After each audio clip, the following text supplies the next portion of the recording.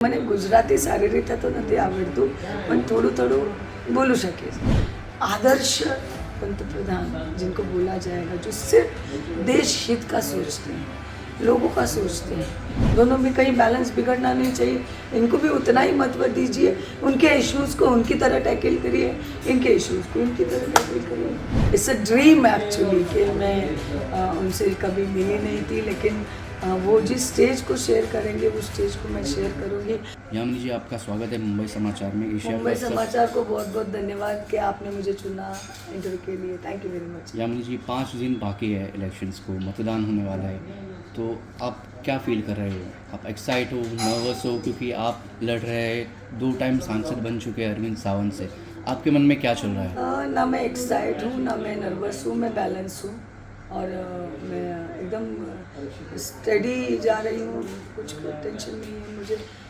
और रही बात मुझे जो चुनाव का थोड़ा बहुत टेंशन होना चाहिए, वो उतना ही है, विच इज़ मैंडेटरी। मुझे उम्मीदवार का टेंशन नहीं है। आपकी जो कॉन्स्टिट्यूंसी बहुत ही यूनिक है। यहाँ पर मलाबार हिल है, कुलाबा है, कोलीवाड़ा है। तो यहाँ पर एक तबका ऐसा भी है जो बहुत ही अमीर है, एक तबका ऐसा भी है जो मिडिल क्लास है, लोअर मिडिल क्लास है।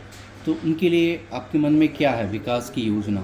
देखिए, जो उच्च भ्रू बोलते हैं, जिनको जो हाई राइज में रह रहे हैं, उनके साथ सिर्फ इंग्लिश में फटफट बात करके उनके प्रॉब्लम सॉल्व नहीं होते।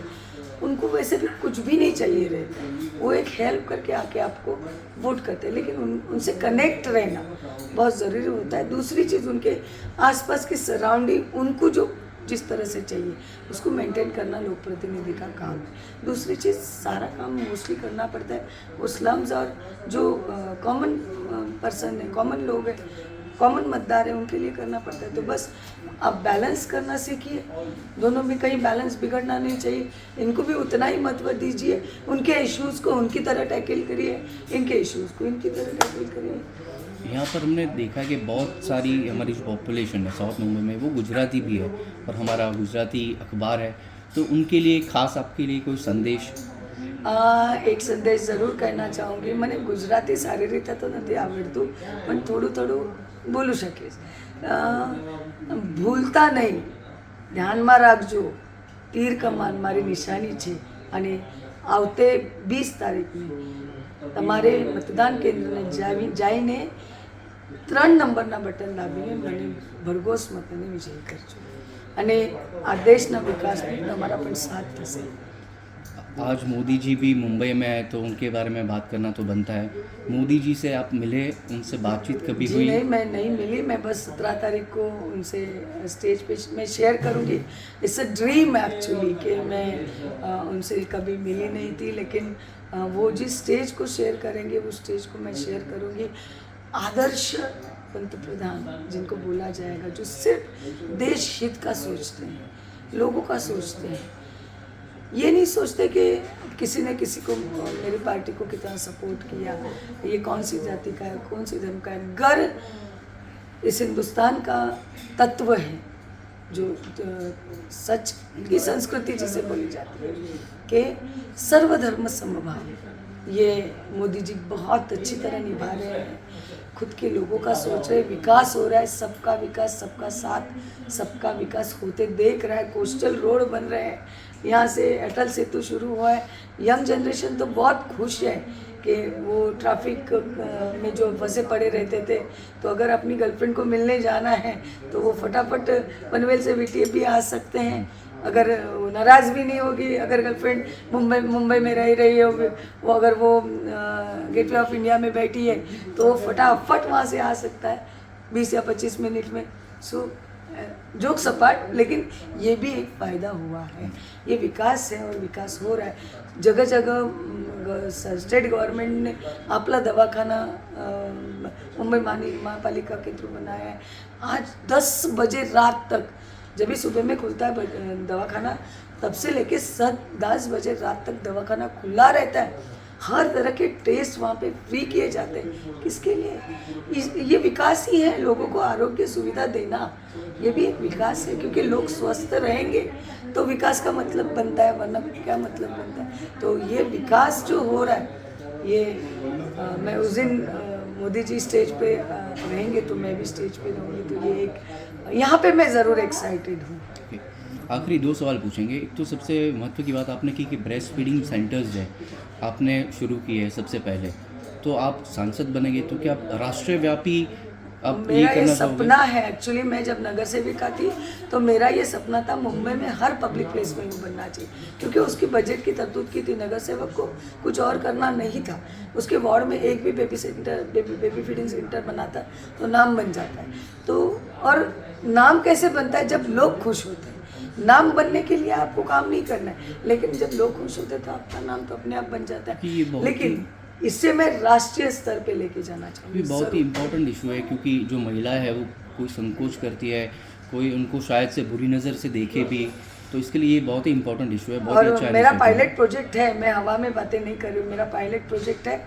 हो सके तो आप जिजामाता उद्यान में जाइए और वहाँ पे बेबी फीडिंग कॉर्नर पूछिए और आप शूट करिए। बड़े इंसान को भी जाके 2 मिनट वहाँ सुकून से बैठने को मन करेगा, इतना सुंदर है। अभी उसका नाम एक्चुअली जगह जगह हो रहे हैं। गाइडेंस मिनिस्टर ने, हमारे जो दीपक केसरकर साहब है, इन्होंने बहुत जगह बनाए हैं, एस स्टैंड में बनाया है। अभी इसका नाम हिरकनी कक्ष बना। मैंने जब बनाया था तो मुझे नाम नहीं सोच रहा था, मैंने एक्चुअली माझी आई ऐसा नाम उसका सोचा था, लेकिन हिरकनी भी तो आई थी, तो ये भी नाम उतना ही अच्छा है, ताकि वो बच्चे को लेके जाए, डायपर चेंज करे। और एक चीज़ मैं महिलाओं के बारे में आपको कहना चाहूँगी, सिर्फ महिला नहीं, सभी को, कि आज 6 इंसान के बाद में डायबिटीज़ निकल रहा है, और डायबिटीज़ के इंसान को बार बार उसको पेशाब के लिए जाना पड़ता है। तो जो राइट टू पी के अंतर्गत स्वच्छता गृह बनाए गए हैं, वहाँ पे 5 रुपया शुल्क लिया जाता है, वो न ले।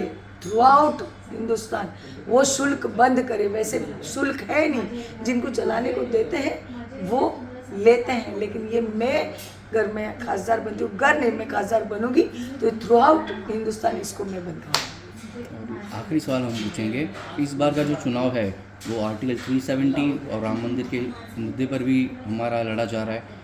तो ऐसा कहा जा रहा है कि अब की बार 400 पार अगर होगा तो मथुरा में भी और ज्ञानवापी में भी मंदिर बनेगा। इसके बारे में आपका क्या कहना है? क्या आपकी सरकार तत्पर होगी इस चीज़ को करने के लिए?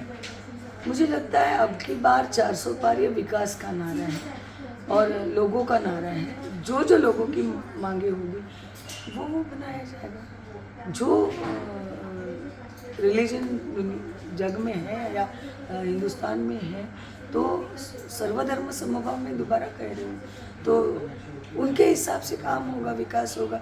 अगर वो चाहते हैं तो वो चीज़ हो जाएगी। एक लास्ट आपका संदेश मुंबई समाचार के रीडर्स के लिए?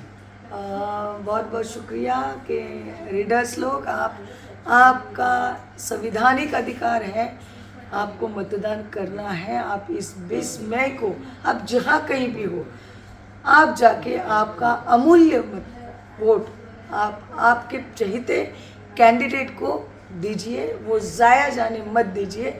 और साउथ मुंबई के कैंडिडेट प्लीज़ ध्यान में रखिए, आप जाके 3 नंबर का बटन धनुष्य बाण का, जो धनुष्य बाण मेरी निशानी है, वो दबाइए और भारी मतों से मुझे विजयी करिए, ताकि मुझे दिया हुआ vote straight way Modi ji को ज्वाइन होगा और विकास के इस कार्य में आपका भी सहयोग होगा। जय हिंद, जय महाराष्ट्र, जय भारत।